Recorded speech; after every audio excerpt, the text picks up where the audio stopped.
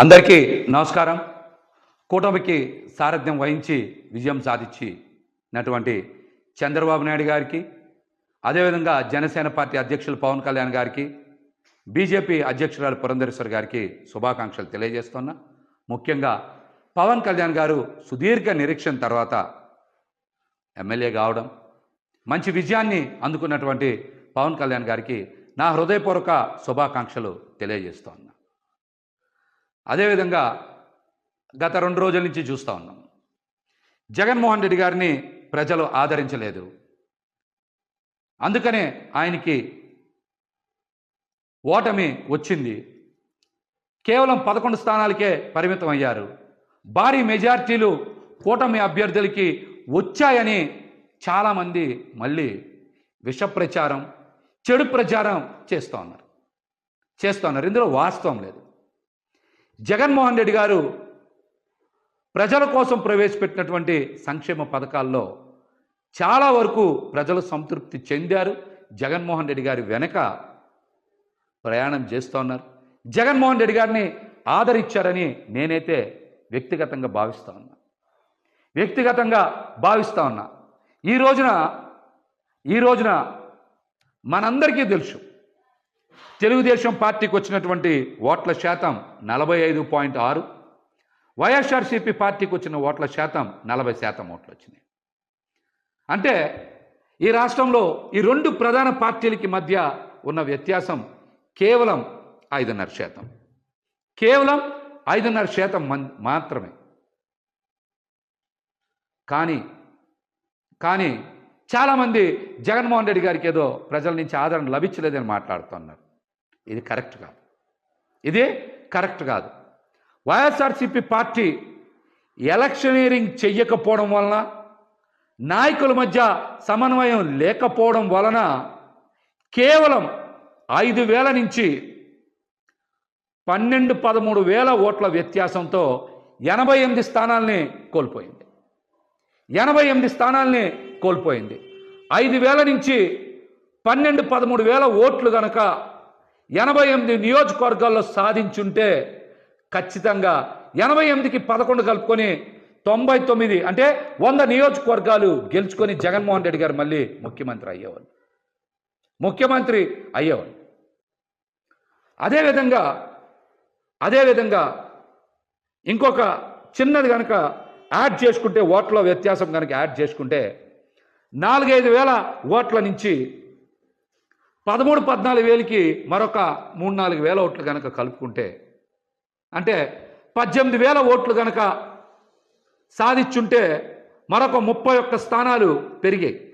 అంటే 119 స్థానాల్లో వైఎస్ఆర్సీపీ పార్టీ గెలిచేది. ఇప్పుడున్న 11 స్థానాలు కూడా జత కలిస్తే 130 స్థానాలు అయ్యాయి.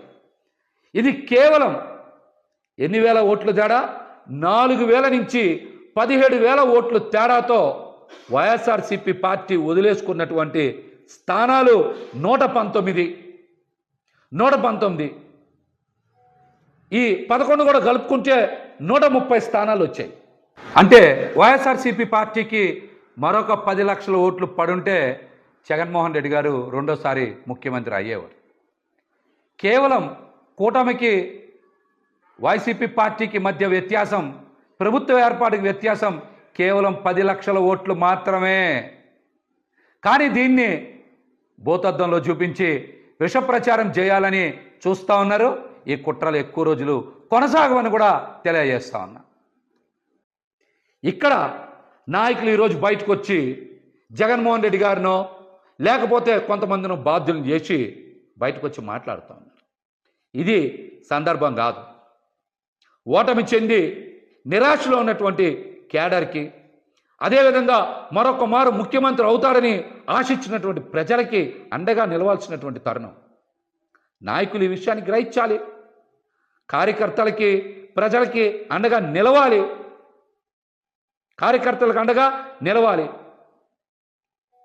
అద్భుతమైన ప్రచారం చేసి అన్ని వనరులు సమకూర్చిన తర్వాత కూడా ఓటమికి కారణం నాయకుల మధ్య సమన్వయం లేకపోవడం. రెండోది, ఖచ్చితంగా ఎలక్షనీరింగ్ చేయడంలో పార్టీ కొంత వెనకబడింది అనేటువంటి అంశం నాకైతే స్పష్టంగా కనబడుతుంది. ఇది నా వ్యక్తిగత అభిప్రాయం. ఇదే నా వ్యక్తిగత అభిప్రాయం. ఎందుకు చెప్తున్నానంటే గత 2 రోజుల నుంచి 90,000 మెజార్టీలు వచ్చినాయి, సూపర్ మెజార్టీలు వచ్చినాయి, చరిత్రలో కనీవిని ఎరగని మెజార్టీలు వచ్చినాయి అంటున్నారు. 80,000 నుంచి 90,000 మెజార్టీ వచ్చింది ముగ్గురికే కదా. 50,000 నుంచి 80,000 లోపు మెజార్టీలు మొత్తం వచ్చింది 27, 28 కదా, అంతే కదా వచ్చినాయి. మిగతా అన్ని చోట్ల కూడా జగన్మోహన్ రెడ్డి గారికి అద్భుతంగా ప్రజలు ఆదరించారు. కానీ ఇక్కడే ప్రజలందరికీ ఒక అనుమానం కలుగుతుంది. మేమందరం కూడా జగన్మోహన్ రెడ్డి గారికి ఫ్యాన్ గుర్తు మీద ఓటేశాం, కూటమికి ఇంత విజయం ఎలా లభించింది అనేటువంటి అనుమానం ఈరోజు ప్రతి ఒక్కరు చర్చ చేస్తున్నారు రాష్ట్రంలో. ఈవీఎంలు ట్యాంపర్ అయినాయా, లేకపోతే కౌంటింగ్లో ఏమైనా పొరపాట్లు జరిగినాయా? ఫలితాలకు ముందు నుంచే వైఎస్ఆర్సీపీ పార్టీ నాయకులు పెద్దలు చాలామంది కోర్టులకు వెళ్ళారు, పొరపాట్లు జరుగుతాయని చెప్పారు. అవేమీ పరిగణలోకి తీసుకోకుండా ఈ రోజున ఫలితాలు బయటకు వచ్చినాయి. ఈ ఫలితాల మీద ప్రజలకు అనుమానం ఉంది. ఈవీఎంలు ట్యాంపరింగ్ జరిగాయేమనేటువంటి అనుమానం ప్రజల మధ్య విస్తృతంగా చర్చ జరుగుతుంది. కొన్ని చోట్ల మనం చూసాం ఒక్కొక్క ఈవీఎం మిషన్లు లెక్క పెట్టలేదంటే ఇందాక నేను చెప్పే కదా 4-5 చోట్ల 4-5 ఈవీఎం మిషన్లు కనుక సరిగ్గా లెక్కింపు చేయకపోతే 4,000 ఓట్లు 5,000 ఓట్లు పోతే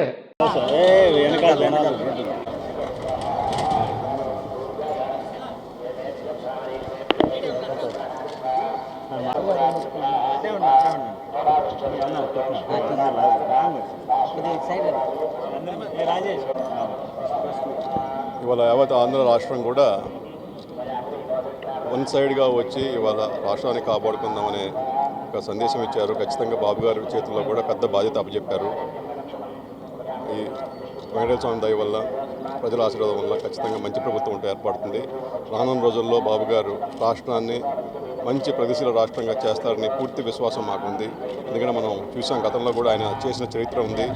హైదరాబాద్లో కానీ, ఇంతకుముందు ఆంధ్రప్రదేశ్ని కానీ, మళ్ళా గత 5 సంవత్సరాలు, ఇంతకుముందు 5 సంవత్సరాలు కానీ బాగా చేశారు. ఈయన అది మళ్ళా పునరుక్తిగా అవుతుందని భావిస్తూ ఉన్నాం. ఖచ్చితంగా మంచి రాష్ట్రం కింద తీర్చిదిద్దుతారు. మోడీ గారు ప్రమాణ స్వీకారం 9వ తారీఖు ఉండడం వల్ల మంది 12వ తారీఖు ఉండొచ్చని మేము భావిస్తా ఉన్నాం. ఇప్పటిదాకైతే ఇంకా అధికారికంగా సంకేతాలు ఏం రాలేదు. 12వ తారీఖు ఉండవచ్చు.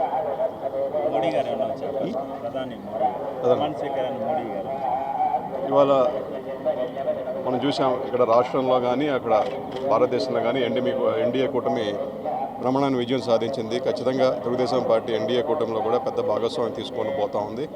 మన రాష్ట్రానికి కూడా అది మంచి రోజులు. రానున్న రోజుల్లో మన రాష్ట్ర ఉన్న హక్కులు కానీ, లేకపోతే మనకు రావాల్సిన వనరులు కానీ అవన్నీ కూడా ఖచ్చితంగా పోరాడి తెచ్చుకుంటాం. ఇవాళ మన అనుకూలమైన ప్రభుత్వం పైన ఉంది కాబట్టి ఖచ్చితంగా మనకి కూడా సానుకూల మంచి మన భవిష్యత్తు తీర్చుకోవడానికి మంచి ఇది పరిణామం అని చెప్పి భావిస్తాం.